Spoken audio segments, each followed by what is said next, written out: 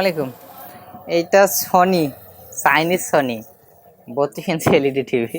তো এটারও যে প্রবলেম, পূর্বে আমার বেশ কিছু ভিডিও ছিল যে ব্ল্যাক স্ক্রিন প্রবলেম, তো সেরকমই সমস্যা। এটাও ব্ল্যাক স্ক্রিনে ব্যাকলাইট ঠিক আছে কিন্তু গ্রাফিক্স নাই। তো অনেকে যে বিষয়টা মনে করেন সেটা হচ্ছে যে এরকম সমস্যা হলে হয়তোবা সবগুলো একই প্রবলেম, মানে প্যানেলের একই জায়গা থেকে সমস্যা হচ্ছে, এরকমটা অনেক ব্যবহারকারী মানে টিভি যারা দেখেন তারা মনে করেন। তো আসলে বিষয়টা তেমন না, আপনাদের টিভির যে সমস্যা সেটা বিভিন্ন রকম হতে পারে, কিন্তু সিনড্রোম সেটা মানে এরকম হবে যে ব্ল্যাক স্ক্রিন কিছু আসে না, তার ভিতরে প্যানেলের গঠন অনুযায়ী কাজের ভিন্নতা থাকতে পারে এবং বিভিন্ন কারণে আসলে এই সমস্যাটা আসে। এটা মূলত হচ্ছে পুরা প্যানেলটা বর্তমানে অফ আছে, যার কারণে এই সমস্যা। তো কেন অফ থাকতেছে প্যানেলটা, বা আসলে কি কারণে প্যানেল কাজ করতেছে না, সেটা আমরা খুঁজে বার করি এবং সেভাবে কাজটা করার চেষ্টা করি। তো আজকের ভিডিওটাও সেরকমই হবে হয়তো। আমি এখনো জানি না টিভিটার অবস্থা কি। এটা চাইনিজ হামিম ব্র্যান্ড, পিছনে লেখা আছে, সামনে লেখা আছে আবার সনি, পিছনে বলতেছি এটা হামিম সনি। তো যাই হোক, টিভিটা আমার কাছে এক ভাই পাঠিয়েছেন, নাম স্ক্রিনে দেখতে পাচ্ছেন। আর এটার যে ব্যাক সাইড, এখানে আমি দেখতে পাচ্ছি যে অন্য কোথাও দেখানো হয়েছিল টিভিটা, কারণ স্ক্রু খোলা ছিল, ওয়ারেন্টি স্টিকার খোলা। তো যাই হোক, আমরা খুলে দেখে নিই আসলে এই টিভিটাতে কি প্যানেল ব্যবহার করছে এবং প্যানেলটার সমস্যাটা ঠিক কোথা থেকে হচ্ছে। তো এলইডি টিভি বিষয়টা এরকমই যে শুধুমাত্র প্যানেলের সিমটম, মানে আপনার সমস্যা সমস্যা দেখেই বলা যেতে পারে না যে অমুক জায়গায় কাজ করলে মানে এটা প্যানেল মেরামত হয়েই যাবে। সমস্যা বিভিন্ন কারণে বিভিন্ন জায়গা থেকে আসতে পারে। তো আজকে খুলে দেখে নিই আজকে টিভিটাতে কি সমস্যা।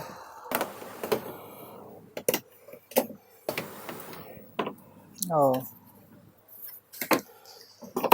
এই হচ্ছে প্যানেলের অবস্থা। একই দেখুন, এখানে পুরা কফ তুলে ফেলেছে। আর এটা হচ্ছে অ্যাকচুয়ালি সিএসি যে আইসি থাকে, ডিসি টু ডিসি আইসি, সেই প্যানেল, সেই সিঙ্গেল কপের প্যানেল। আর এটাতে আমরা জানি যে সমস্যা হয় ব্ল্যাক স্ক্রিন প্রবলেম হলে সাইডের যে সিকেবি লাইন থাকে সেটা কেটে দিলেই হয়ে যায়। সেটা এই সাইডে থাকতে পারে, আবার এই সাইডেও থাকতে পারে। তো এখানে কাটা আমি দেখতে পাচ্ছি যে এমনভাবে কেটে দিয়েছে, দেখুন ব্লেড দিয়ে মারছে এক টান। আর এটা পুরা কফটা তো ছুটিয়ে ফেলছে। তো এই হচ্ছে অবস্থা। তো এখন যেটা করার বিষয়, আপনারাই বলুন এটা মেরামত সম্ভব কিনা। তারপর আমি চেষ্টা করে দেখব আয়রন দিয়ে এখানে কপটা লাগাবো। লাগানোর পর যে সাইডে সিকেবি শর্ট না কি কারণে আসলে শর্ট ছিল, হয়তো শর্ট ছিল যার কারণে এটা এরকম করছে, তো সেটা দেখার চেষ্টা করব। তো পুরো ভিডিওটি দেখতে থাকুন কি হয়।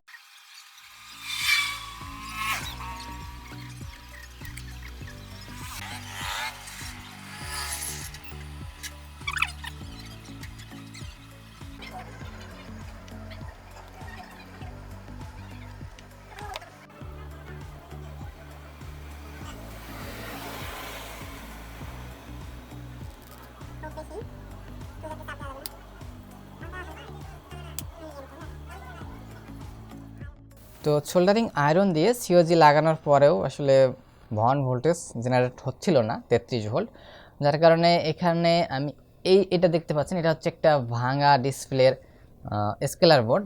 এই বোর্ডটা আমি এখান থেকে নিয়ে ওখানে লাগাতে চাচ্ছি। তো তার আগে আমি এখানে একবার চেক করে দেখে নিই যে এখানে ভোল্টেজ এটা জেনারেট করতেছে কিনা। দেখুন 33 ভোল্ট, এর স্কেলার বোর্ডটা একদম ঠিক আছে। আমি আবার একবার চেক করে দেখে নিই। এটা দেখুন এখানে অন করলাম টিভিটা, হ্যাঁ 33 ভোল্ট এখানে কিন্তু আসতেছে। আর মানে হচ্ছে এই স্কেলার বোর্ডটা ঠিক আছে। তো এখান থেকে এটা আমি খুলে নিয়ে আবার ওখানে লাগিয়ে অবস্থা কি দেখতে চাচ্ছি।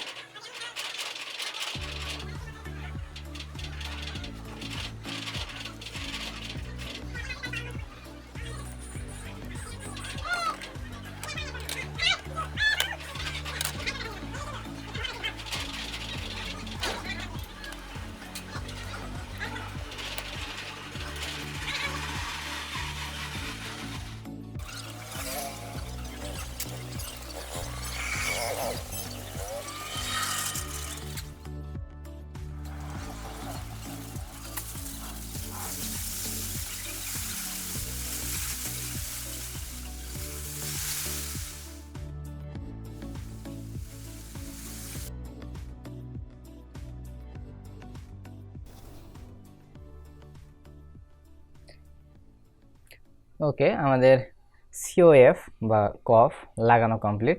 দেখুন এই স্কেলারটা ছিল আর এখানে আমি এইটা লাগালাম। তো এখন অ্যানালগ মিটার দিয়ে প্রথমে ভোল্টেজটা মেপে দেখে নেই। টিভিটা অন করলাম, দেখুন অ্যানালগ মিটারে কিন্তু একদম 10 ভোল্ট সিলেক্ট করা আছে এবং ভোল্টেজটা দেখিয়ে দিল। আর এই কফটা আমরা লাগালাম আর এই কফে এই স্কেলারটি লাগালাম। তো এখন আমি ডিজিটাল মিটার দিয়েও ভোল্টেজটা মেপে দেখে নিই ভন ভোল্টেজ। দেখুন এখানে 33 ভোল্ট। তো ভোল্টেজ এখন আমাদের রেডি। এর মানে হচ্ছে ডিসপ্লেতে গ্রাফিক্স চলে আসার কথা যদি সম্পূর্ণ ডিসপ্লেটি ঠিক থাকে, আর কোনো সমস্যা হওয়ার কথা নয়। আর এই SM4186 এই স্কেলারে আইসি সমস্যা থাকলেও কিন্তু ভন ভোল্টেজ আসবে না, এবং কফ সমস্যা যদি মানে স্কেলারটি কফের মধ্যে লাগানো না থাকে সেক্ষেত্রেও কিন্তু ভন ভোল্টেজ জেনারেট হবে না, এই বিষয়টি মাথায় রাখবেন। তো আমরা এখন ডিসপ্লেটি দেখে নিই, ডিসপ্লে গ্রাফিক্সের অবস্থা। এই কি ডিসপ্লেতে তো কোনো গ্রাফিক্সে চলে আসেনি, যেমন ছিল পূর্বে তেমনই রয়েছে। আর হলো এখানে আমাদের কিন্তু সবগুলো ভোল্টেজ কিন্তু ওকে, সব ভোল্টেজ রেডি হয়ে গেছে। পূর্বের স্কেলারটি চেঞ্জ করার পর সব ভোল্টেজ রেডি, কিন্তু তারপরেও ডিসপ্লেতে যেহেতু গ্রাফিক্স নেই, আমি ডিসপ্লে প্যানেলটি খুলে দেখে নিতে চাচ্ছি যে এই টিভিটি তো পূর্বে অন্য জায়গায় দেখানো হয়েছিল। ভাই অবশ্য আমাকে বিষয়টি জানায়নি।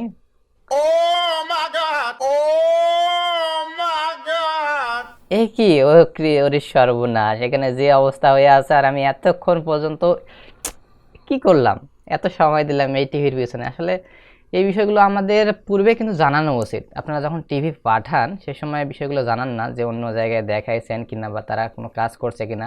অনেক সময় বলেন যে কাজ করলেও তেমন কিছু করেনি, শুধু যেমন ছিল ওই রকম অবস্থাতেই আছে। কিন্তু দেখুন এখানে আপনারা দেখুন আমি কতগুলো কাজ করলাম, অথচ এখানে ডিসপ্লের সঙ্গে লাগানো সিওএফ মানে কফ এটা কিন্তু একদম উঠে ফেলা হয়েছে এখান থেকে। আর এখানে দেখুন টেপ দিয়ে আটকে রাখানো হয়েছে।